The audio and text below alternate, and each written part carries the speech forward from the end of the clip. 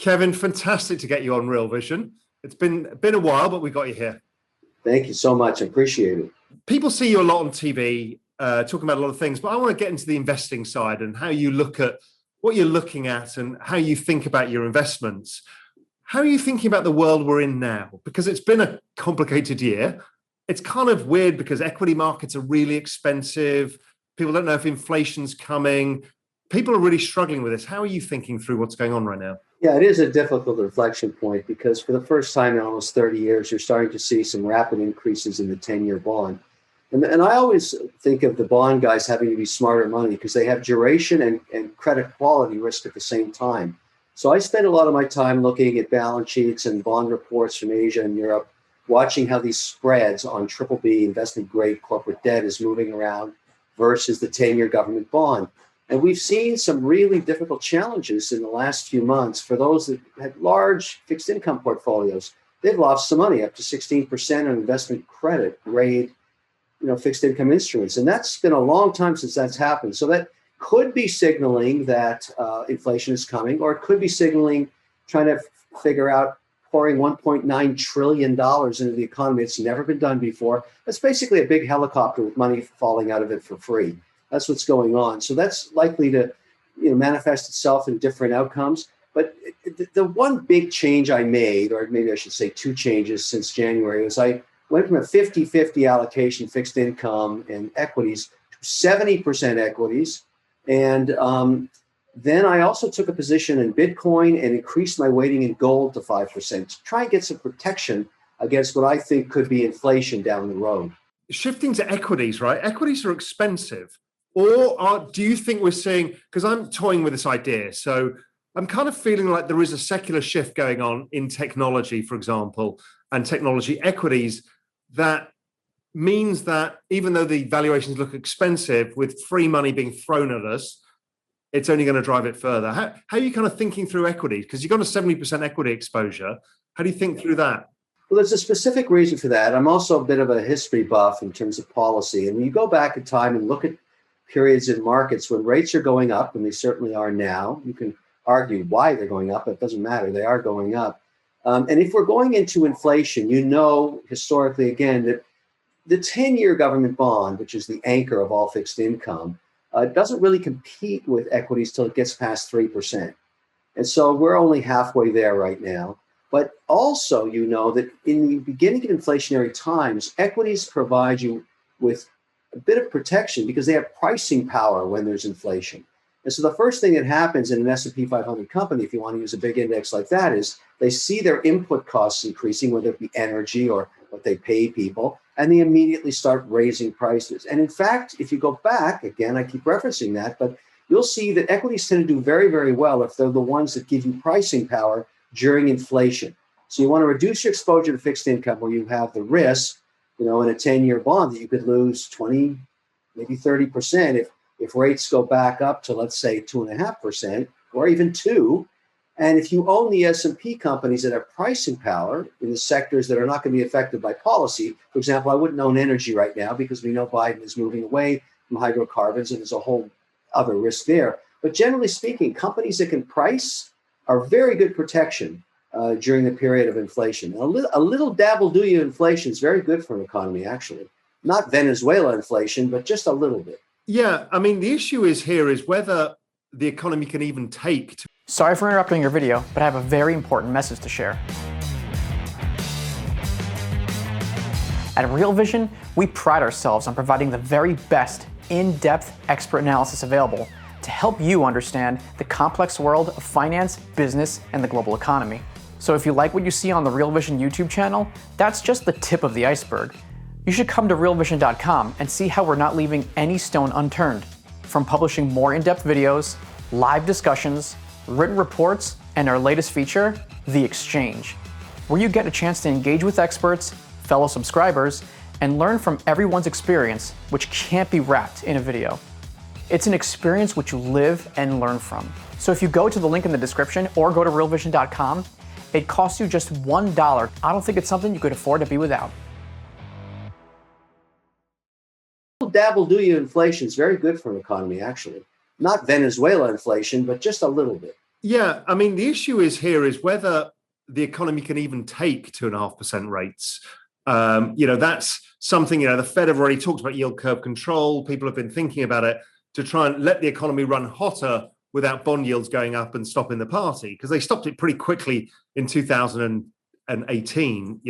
Rates barely rose and the whole economy ground to a halt. That is the issue you've nailed right there, because if you look at estimates for Q4 GDP, some of them are north of 7%. That means that analysts have underpriced earnings. I mean, if we're going to have 7% GDP growth in the back end of this year, the estimates for S&P are way too low. And that's the conundrum that you have to have and I'd rather err on the side of owning companies with strong balance sheets that have some exposure to, increased earnings. And I think in many cases, they've underestimated the power of those earnings. And for me, I build my own indexes. That's why I'm a chairman of an ETF company. It's called O Shares. I design, or at least I ask the rules makers to design products that I buy for myself. And in the case of the S&P, I don't want to own the S&P 500. There's only 100 stocks in there that I want to own during inflationary times. And I have them inside a rule-based ETF called OUSA. That's my largest holding. I sit back, I clip coupons in the form of profits, and I own balance sheets that are very high quality with less debt, high return on assets, very boring stuff, but I feel safe with it.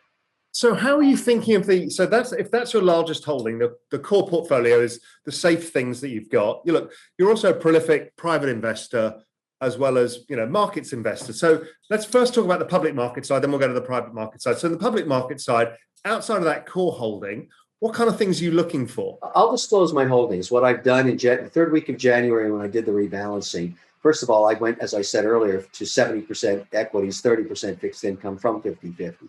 That put a boatload of cash in my hands I had to redistribute. So what I did is I went 40% into that that subset of the S&P OUSA. And then I also added mid caps and small caps. Now, I don't buy the Russell 2000, the problem being that 2/3 of the companies in the Russell 2000 actually make no money and have abysmal return on assets. But within the 2000, there's a couple of hundred, just under 10%, that are actually profitable. They tend to be a little larger, so the $4 to $5 billion market cap range. And they're found in an index, again, rules-based, called OUSM. So I own 20% of that. So now I'm 60% domestic. All right, I've got a large cap and 200 plus small cap companies, slightly higher growth than the S&P. But this is another big change I made. People have been ignoring Europe for over a decade. And there are 50 companies over there that are household names in the United States: Nestle and Roche, American Tobacco, big companies, strong balance sheets, lower price earnings ratios in many cases because they have the wrong zip code. And you've got to figure out Swiss franc, euro, and British pounds, which I want exposure to. I want diversification in currency, given all the things that are occurring in terms of stimulus in these countries. So that's another 20%. That's called OEUR. And lastly, for growth, and this is the one that really, really caught many people by surprise in the last year.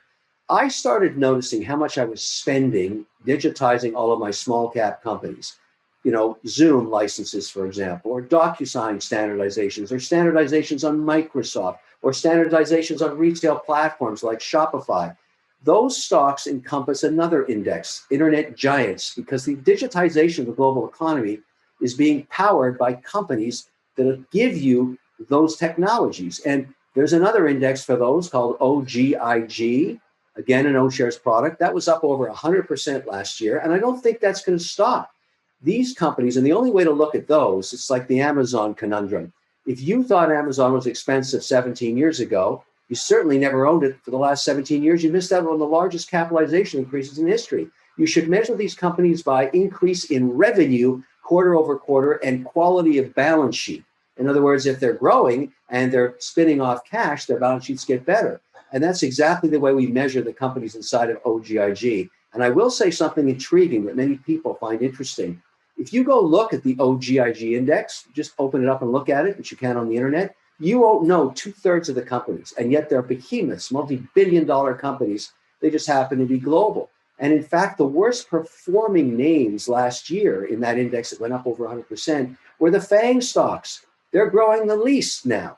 because they become so big. There's lots of other ones that are growing much faster. You just don't find them stateside. So that's why it's a great combination from my point of view. So that's my holdings, 40% OUSA, 20% OUSM, 20% OEUR, which is Europe, and 20% OGIG.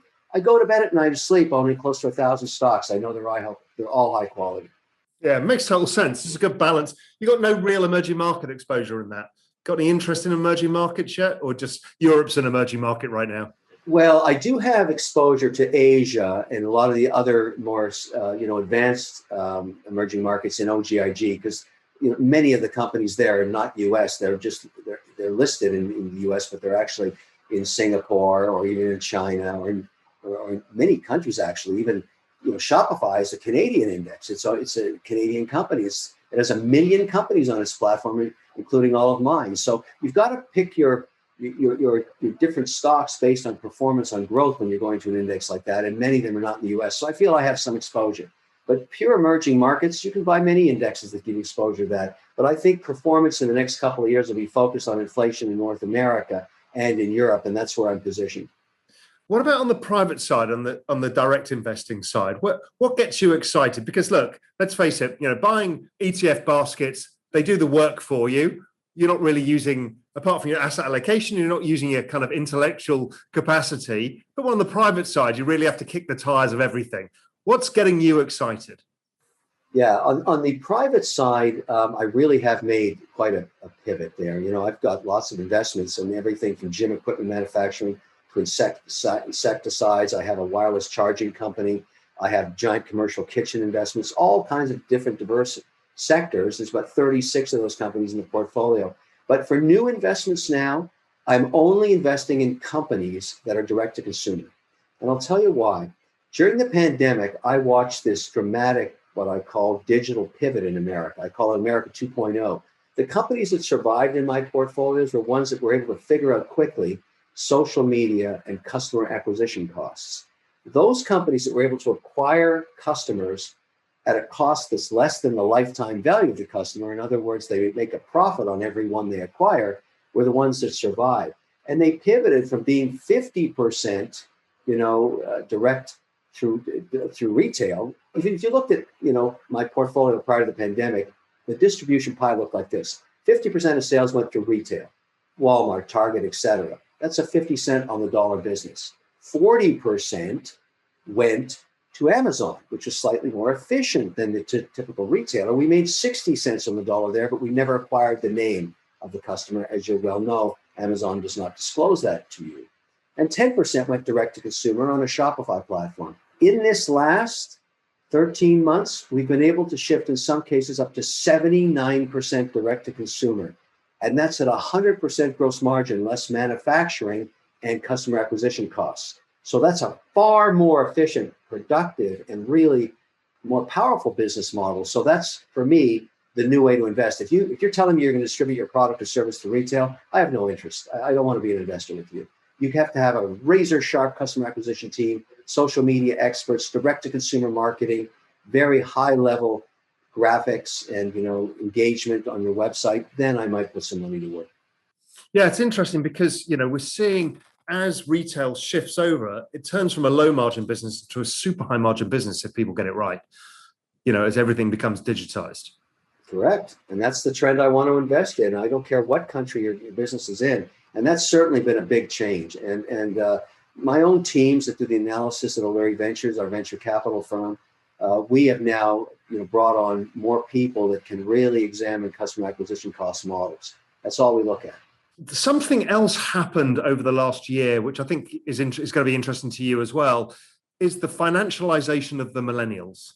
They were student loans, we're not investing, we've got no money, we can't afford to buy a house, to buying houses like crazy, punting the stock market, buying call options, opening Robinhood accounts, buying crypto.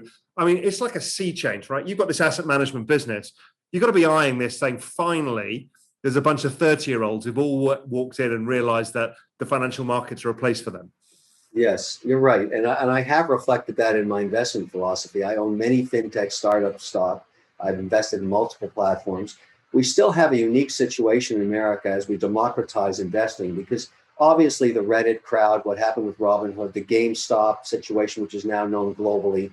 All of this happened in a matter of 90 days. And it just shows the power of the crowd, or the herd, if you want to call it that, in being able to gather information and put it to use. And it's a new risk in terms of how hedge funds work, because today, if the Reddit herd or, the social media crowd finds a stock that's heavily shorted with a thin float, you run a risk of really getting squeezed if you're short that stock. So we've made sure in our portfolios where we have actively managed ones, where we're putting money to work in anything that involves hedging, which may mean shorting one stock and going long another, that we are not in a situation where we could be squeezed, because that completely puts everything on its head. So we've reduced that strategy dramatically in anything we're doing. We used to do FX hedging. We would short one currency, go long another. We've stopped doing that. Not that I'm saying the Reddit crowd could affect a currency. It's too big a market.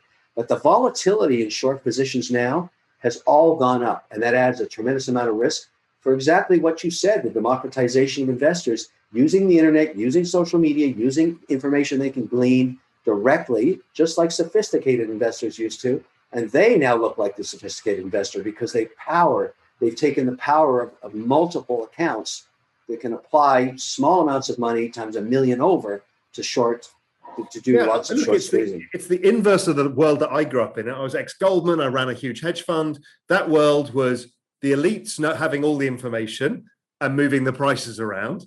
It's been completely inverted. The elites are now being hunted by the crowd who have better information because it's a broader base of information and it's democratized. I mean, it's phenomenal. And it's a good change, I think. Yeah, I think so. I think it's a great thing. There is one problem that remains, and a lot of people don't realize. There's 100 million Americans that do not have anything set aside for retirement. And that's because we failed them in high school and in college by never teaching them about financial literacy in any way. They don't understand even how a credit card kills them at a 20% interest rate. And it's a really bad situation. There's two areas that I've focused on for this calendar year and next year that are initiatives I got involved in. One is financial literacy. So I made a big bet on a robo app called Bean Stocks, which is, as I learned, the most important thing for that 100 million people is to make it incredibly easy to invest. So I'm arguing to those people, put $100 aside, invest in yourself. You get a bunch of index funds inside that app. It's incredibly easy to hook up to your bank account and just redirect $100 off your paycheck. And if you do that from an early age in your 20s, you'll end up, if the markets just give you what they've done for the last 100 plus years, about $1.5 million in the bank. So you're going to get somewhere in that 7, 8, 9% return over a large period of time annually. But you've got to start investing. So that was one big initiative. And the other is mental health, which is a huge problem during this pandemic. 40% of people showing up at some ERs here in America, like Miami, where I am right now, don't have any lacerations. There's no broken bones. They have mental illness when they show up at night. And if they're not taken care of, really bad outcomes occur, including taking their own lives. So that's just an initiative I'm focusing on in terms of what I do in a more focused area. I mean, look, part of this is all the bigger problem of the rich-poor divide. So many people got left behind, whether it's education, opportunity. How do we solve this? How are you thinking that through? I mean, I can see you've got some initiatives going, but at a broader level, what are you thinking? The best thing to solve that long term is having a competitive economy. Is having an economy that grows, at faster than 4% across all sectors. You really want to employ people from an early age when they want to get jobs. And the way to do that is simply position the economy on a competitive basis so that your taxes are not too high, so that you're competing on policy. I'm more of a policy wonk than, getting into the weeds of politics. But you want to set up policy so that when money, which is very fungible and moves around the world looking for the path of least resistance, will come to the United States and invest here. Now, the last administration had a certain way of doing it. We'll see how this one does. Raising taxes is not a great idea if you're trying to solve for, redistribution of wealth. Never works. We've seen that happen everywhere. It just doesn't. So what you really have to do is try and get the economy to grow and just be the most competitive economy you can be. And I think that's not lost on the current administration. I'm sure they're going to focus on it. I'm very happy to see they're keeping the pressure on China because they're not playing by the rules. I do so much investing there in terms of manufacturing, and yet I can't protect my own IP there. I can't sell to their middle class, and yet they can sue me here in American courts. I mean, that's so broken.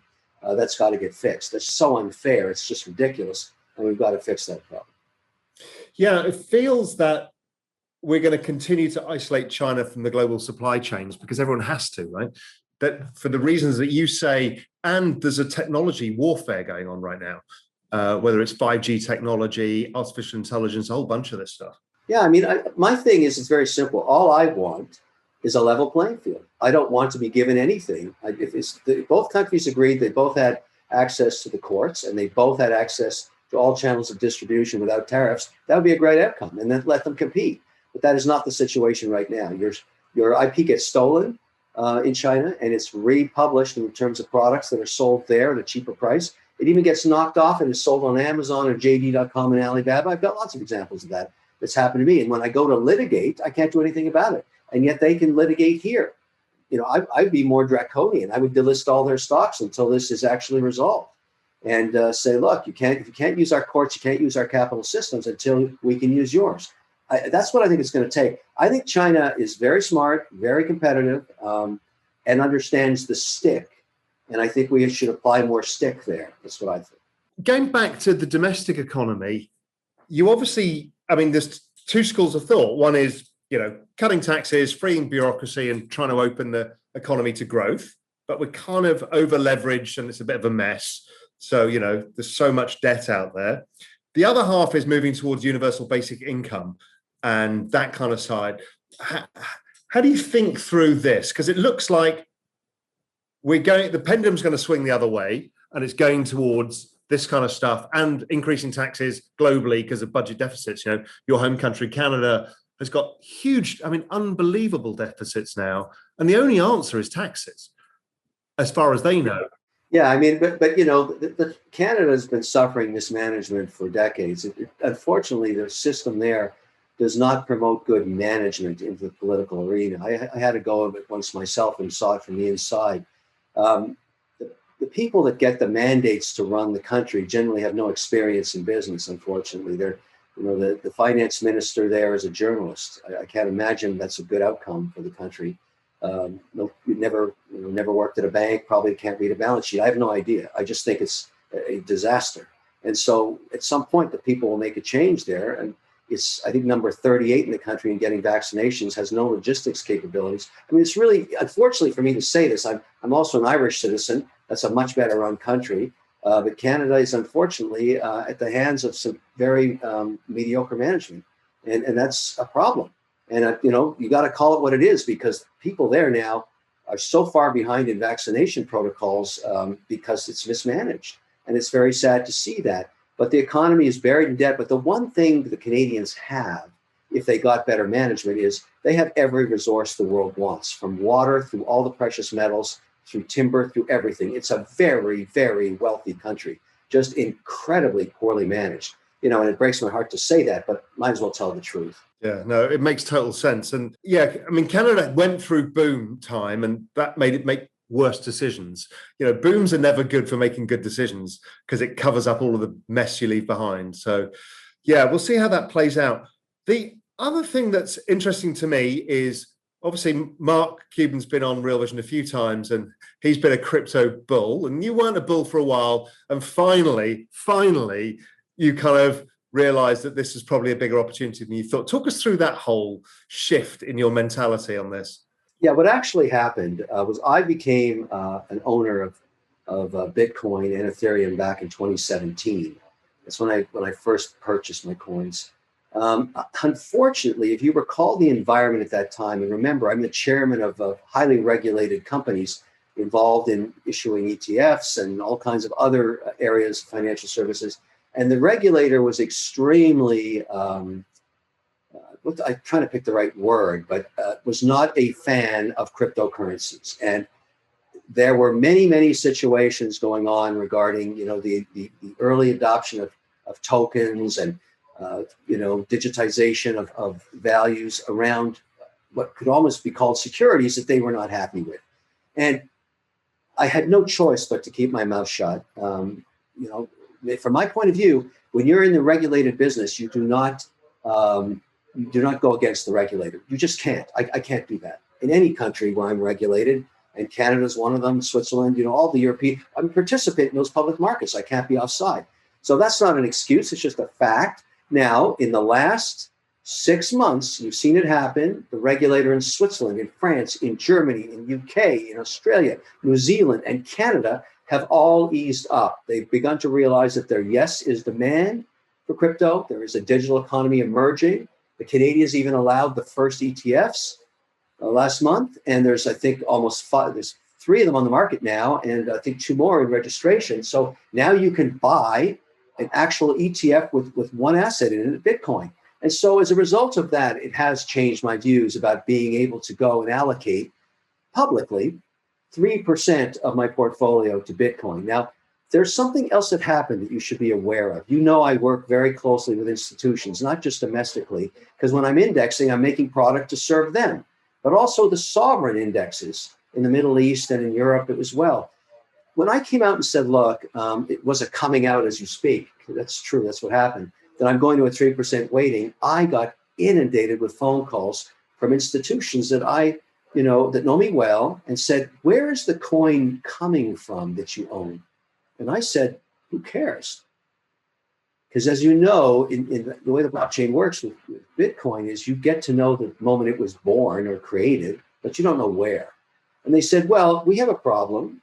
We do not want to own coin made in China or any country under sanctions with any of our European or US counterparts, or companies that waste electricity and are not close to carbon neutral, or are being mined in unethical countries where there's human abuse, rights abuses. Now, that's a whole new ballgame, because you got to realize that the majority of institutions that I work with have never touched crypto. It's not an asset class for them. I would bet that less than 4% that could buy Bitcoin do buy it right now. And they've now built, as you're well aware, these ethics committees, these ESG committees, and these, climate control considerations that all came out of the Larry Fink letter last year. CalPERS talks about it now. Before you can even get an allocation to a new asset class, it has to go through the ethics committee. And so I got inundated with phone calls saying, look, how do you know these coins weren't made in China? And of course, I didn't. So here's how I've solved the problem. This is the way I look at it. Going forward, the only way I can know with certainty that I own coin that was not mined in China is if I mine it myself. So I've reached out to many of the large and smaller miners all around the world in countries like Denmark and Sweden and other jurisdictions, Northern Canada. Some of these jurisdictions spend a lot less electricity because they don't have to air condition the servers as much. So I'm very concerned that I be carbon neutral as I can be. And I've said, look, you need capital. You want to grow your capacity. You want new technology. You need to invest. I'm here. I'll be your partner. I'll invest in your mine. We'll expand its capacity. And here's what I want in exchange. Pay me a royalty in virgin coin. So every single coin that you make from this new capacity, I get a portion of them virgin to me. And that way I can say with certainty to every institution that asks me, where do your coin come from? It's all compliant, it's all ethical, and it's very well in terms of productivity made with as little electricity as possible. Now, when I came out and said that, all of a sudden, lots of institutions called me and said, wait a second, why can't we partner with you? We have the same problem. You have the same problem we have. You have capital you want to put to work, so do we. Let's partner on it. So that's what I'm doing right now. I'm having conversations every day with miners all around the world, bringing them into this consortium of ethical miners that are compliant. That's what's going on. Yeah, I mean, that's a great idea. And I've been looking at this for a while. I mean, firstly, we all know that if you look at the most efficient Bitcoin miners outside of state subsidized places like China, they're actually in Iceland and they're using hydropower. They're driving a green revolution. These are really good players. Or we look in Canada or even Texas where they're burning gas flare off that's being wasted. They're using that, again, incredibly efficient. And to buy it directly, I mean, I'm hearing of some people, Temasek in Singapore, I know have been buying directly from miners for several years now. They choose who they get it from. I don't know where they're buying it from, but it makes total sense because it gets around all of the ESG FUD, as they could talk about in crypto markets, and everybody can then show a face to their committees and say, listen, we've bought virgin. We do the same with gold mining and diamonds and everything else. there's no reason why you can't have provenance. Makes That's the whole sense. point. Yeah, I mean, I have to have provenance, and I don't want to own blood coin, the analogy to blood diamonds. I just don't want to be offside in that in any way, because it takes me out of the domain that I do so much other work in, compliant with institutions. And so I believe, and that we haven't seen this happen yet because there's so little institutional investment yet in Bitcoin, but it's coming, that we are going to see a differentiation in value between a virgin coin with full provenance from creation to a China blood coin. And the majority of coins today are mined in China. They burn a tremendous amount of coal to do it. They're polluting. They have, obviously the human rights issues have been documented. There's a lot of tension about that, but I don't want any of that in my portfolio. I don't at all. And so we're going to see, I believe over time, there's 100 years worth of mining left to do, millions of coins yet to be mined. The ones that are mined ethically with provenance are going to be worth more. That's my speculation, if you will. Yeah, I think that's a really interesting thing. I mean, again, even for retail, to be able to launch an ETF in that space, if you can source enough virgin mined coins where you've got provenance, I mean, that's a very attractive proposition for many. I think that will happen. And it does the space a lot of good because you're moving the mining share away from China, which is what needs to happen, because if we all believe that Bitcoin is something that has a bigger viable future, then it needs to move away from China, and this does that. I think we should starve those mines until they're compliant, until as I go right back to how we started this conversation, until I have a level playing field with China, I would like to make their coin worthless. And I can do that by having other buyers say, I don't want blood coin from China. And until they get on board and they start to mine ethically with less less waste, more productivity. There's all kinds of technologies now that do exactly what you said earlier. Use energy that is already being spun off or wasted or flaring gas or hydroelectric that isn't in use and put that towards Bitcoin. That's far more, compliant with ESG committees and the right way to do it. I just think now that it's becoming a real issue and people are allocating up to 5% in Bitcoin. And I'm a believer. I think this asset class will perform very well over the next 20 years. I own British, pounds. I own Swiss francs. I own euros. I own Canadian dollars, US dollars. Why wouldn't I own Bitcoin? Why not?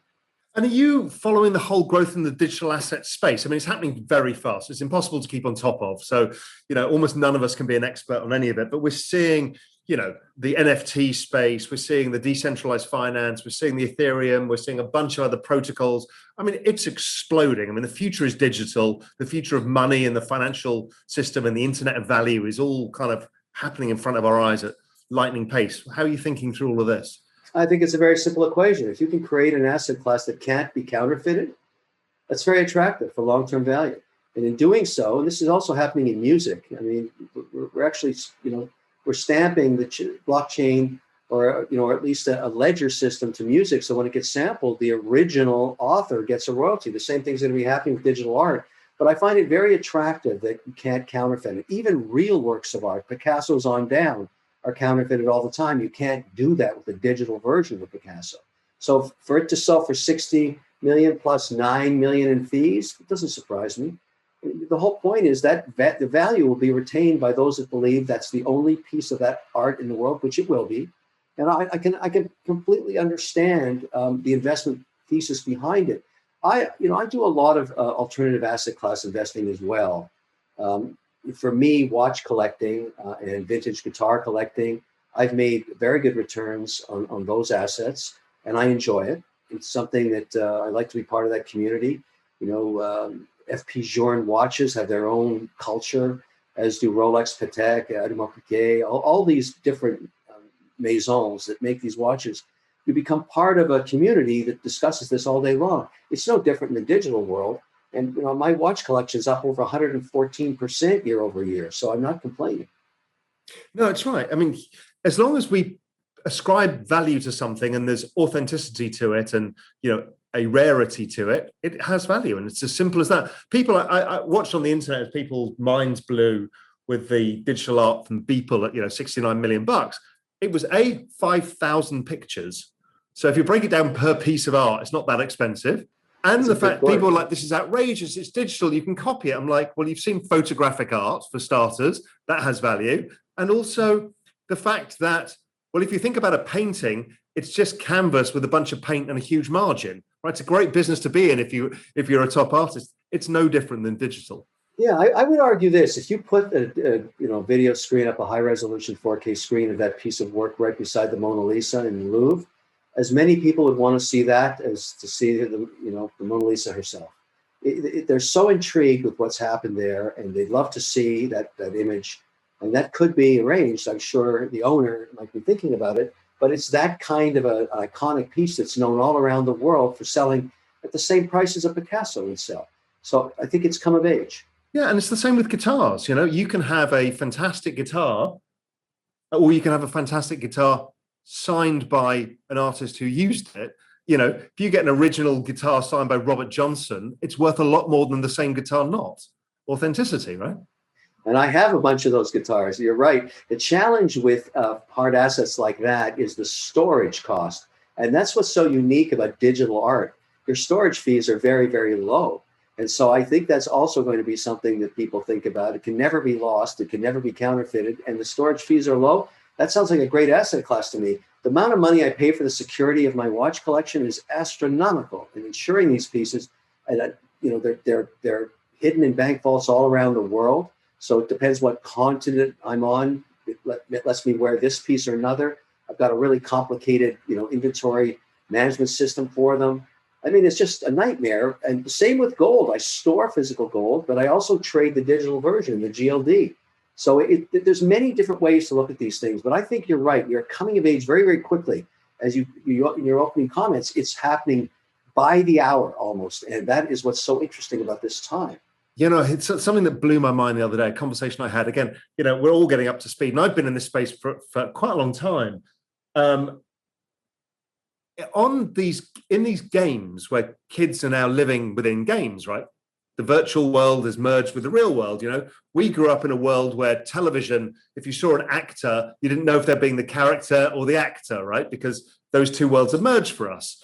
But now kids live in the gaming world, right? They meet their friends there, they chat there, they hang out and all of that stuff. But what's incredible is things like lending out swords or whatever utilities were in a game, they have yield curves. There are 12-year-old kids who are basically trading yield curves. And that's how fast this digital space is moving. I think it's terrific. I think it's an educational process as well. There's nothing wrong with that. I do feel that, the key is to understand the new metric as it pertains to business. At core of all of this digitization is the direct interaction of one human being to another anywhere in the world. And social media is just multiplying that by millions and millions of times. Nobody controls that anymore. No network controls that. No one individual controls it. There's so many different platforms and technologies. So if you have a great idea or product or service, and you understand how to use these platforms, you can create a very valuable business almost overnight. And that happens every day. And it's one of the reasons I stay involved in the Shark Tank platform, for example, because every year we see incredible outcomes of just remarkable, they walk in through those doors and you say, why didn't I think of that? And we take these companies that have figured out their customer acquisition costs, throw $1 million at them, and then just pour gasoline on their fire and grow the business to $50, $180 million in the next 12 months. That happens all the time on Shark Tank because we're getting the advantage of 100 million eyeballs seeing the product in its original airing and then syndication every night all around the world. It's an incredible, mix. You've got these performers, shark operator investors, and then this giant social media platform. I would guess at this point, as many people see Shark Tank content on social media as they do on the network. It's everywhere. It's just pervasive. Yeah, and I think there's a key message behind all of that I really agree with. It is almost one of the best times to be alive to be an entrepreneur, because truly big things can happen from small ideas these days. We don't have to run manufacturing plants anymore. Those things are hard to manage, let alone raise the capital for. But nowadays, you get the right product, you can get it manufactured easily or even digitally and sell it at scale in the ways that we talked about before, Shopify platforms, etc. It's extraordinary. Yeah, no, it is true. You're absolutely right about that. But the new generation of entrepreneur has something else as part of their success. What I've learned about products and services in the last 2 years, the companies that are successful have two new mandates built in. One is sustainability, and the other is mission. Now, sustainability used to be a marketing game. You'd say, look, we're going to plant a tree every time you buy these shoes.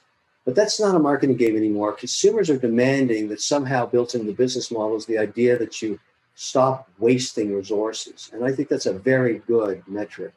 And it actually drives sales for companies that have figured it out and hurts or dissuades others that have not.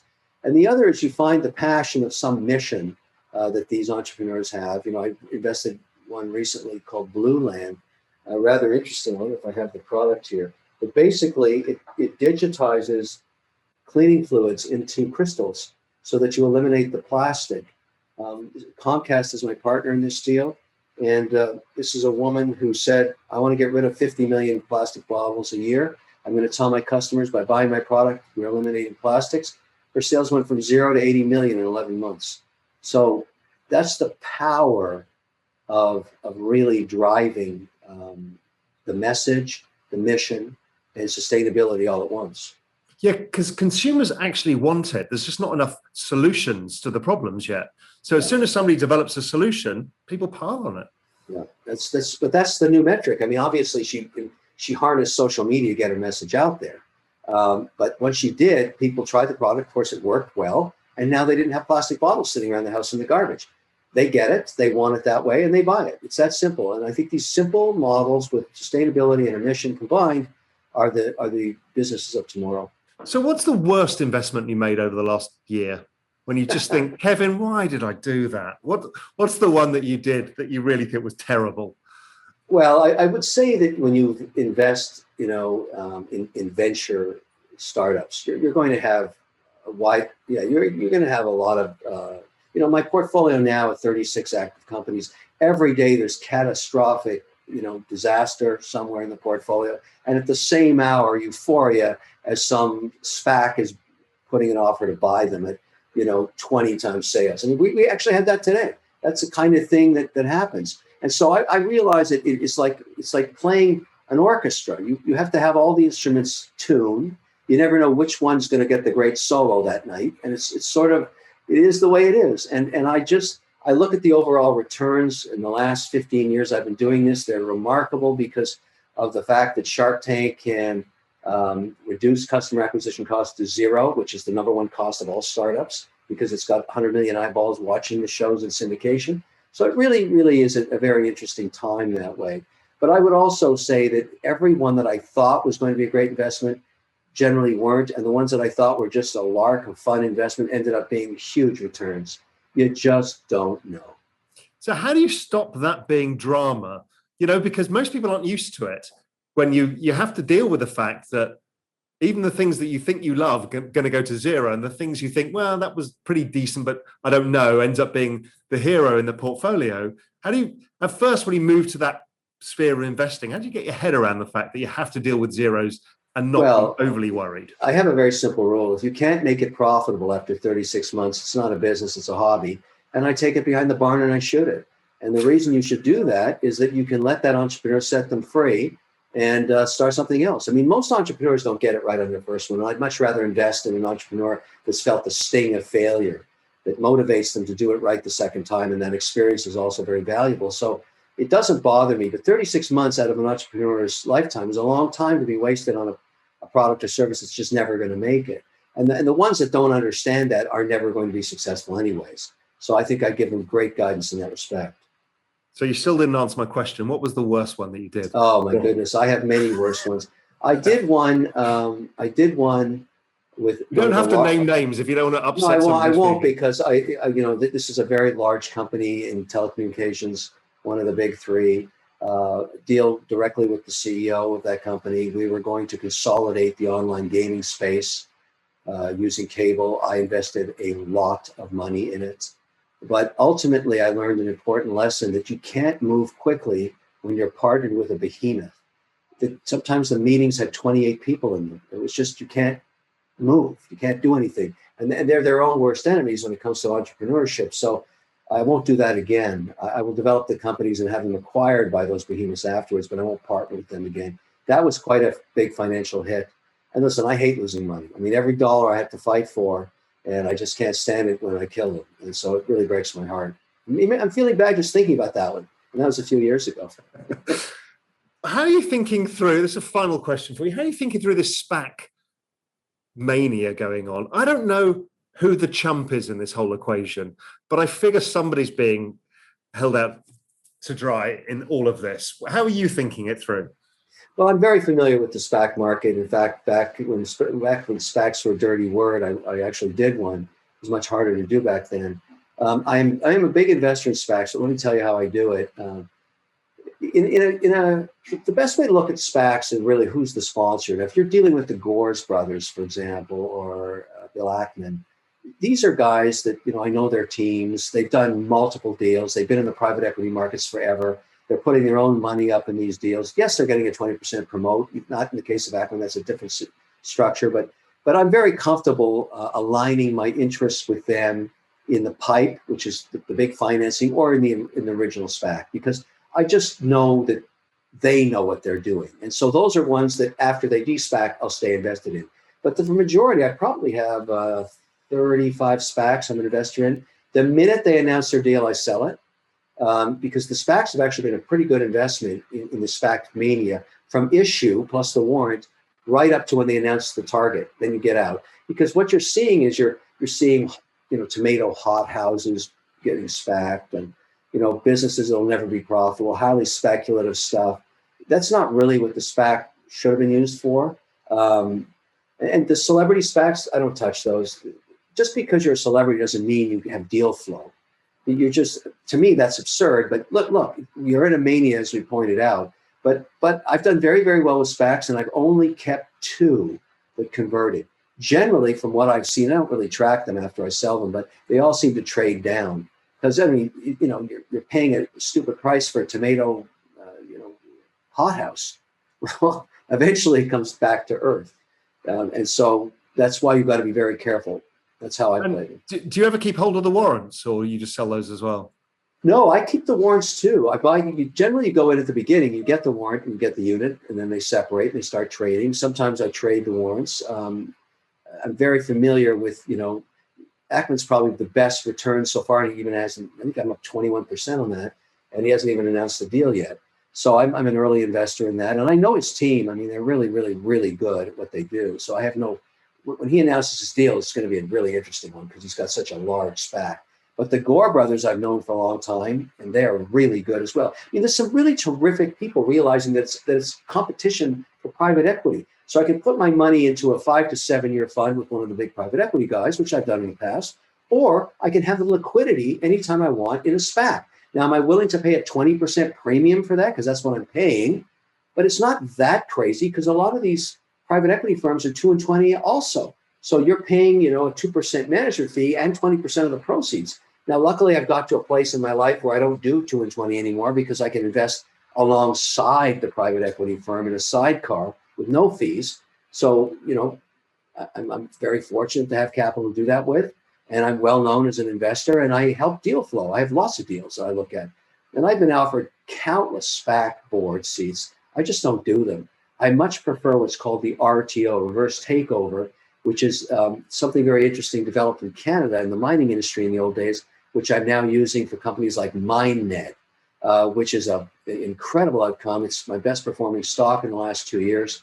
It's around this trend of testing LSD and psilocybins as medicines with the FDA. And I think it's the leader in the space now in terms of number of trials at stage 2 with the FDA. So I'm very excited about that investment. But that was done with an RTO, not a SPAC. There's no time limit on RTO. I don't blow up in 11 months, and yet it's just as powerful a vehicle. The SPACs are fascinating because there's going to be enormous amounts of money going back into the VC industry. This is going to release huge amounts of capital, right? Because all this stuff, as you know, virtually nothing was going public for the last 5 years. It was all stuck somewhere in the kind of VC private equity space. I would argue there's something more exciting than any of those, and it's equity crowdfunding. That just March 15th announced for the first time ever, you can do a first round in equity crowdfunding at $5 million.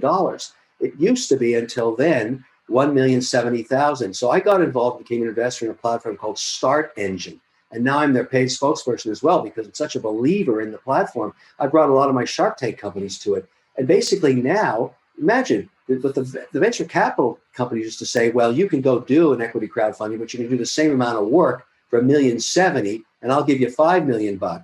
And obviously many went that direction, but now it's a competitive landscape, 5 million either platform. But what I hate doing to my companies, and I certainly never do it to myself, I don't want to give a venture capital firm a preference share. Why should they be above me on the cap table? Why should they have exit rights that I don't have? I don't understand any of that. So I'm taking my company saying, forget the venture capital guys, let them sing for their supper. We're going to go do an equity crowdfunding and we're going to raise money on a level platform with a common share with everybody in the same interest without the time bomb either. In other words, without having, fund 6 from some VC company saying, I got to sell your stock in 5 years because I need liquidity for my LPs. Who needs any of that? These guys are going to have lots of competition in equity crowdfunding now, and it came out of the Jobs Act, and that's what the regulator wants. So I'm very, very happy to be taking this. And I'll still work with VCs, but I'll sell them my companies. I'm not going to invest with preference shares beside them. That makes no sense to me. Fascinatingly, Real Vision itself is entirely funded by our members. So we've raised 70 million over the last 6 years, entirely from our members, not a single VC, institutional investor, or anybody, because our members happen to be high net worth, investment bankers, all of these guys in their own kind of personal capacity. And the Jobs Act was a game changer for us because as long as they were accredited, we could raise money. Well, next time you're considering doing another round, consider Start Engine. We're very efficient at it. We've got almost 400,000 investors on the platform now. So it's just, I have to throw a plug out for them because I love them so much. Brilliant. Kevin, listen, really great to chat to you. There's a lot we could talk about and hopefully we'll get you back on and we'll dig into some other stuff as well in due course. Really enjoyed it. Take care, my friend. Yeah, take care. I hope you enjoyed this special episode of The Interview, the premier business and finance series in the world. However, this is just the tip of the iceberg. For more in-depth content and expert analysis, visit the membership link in the description to unlock a week's access for only $1. This dollar can change your life.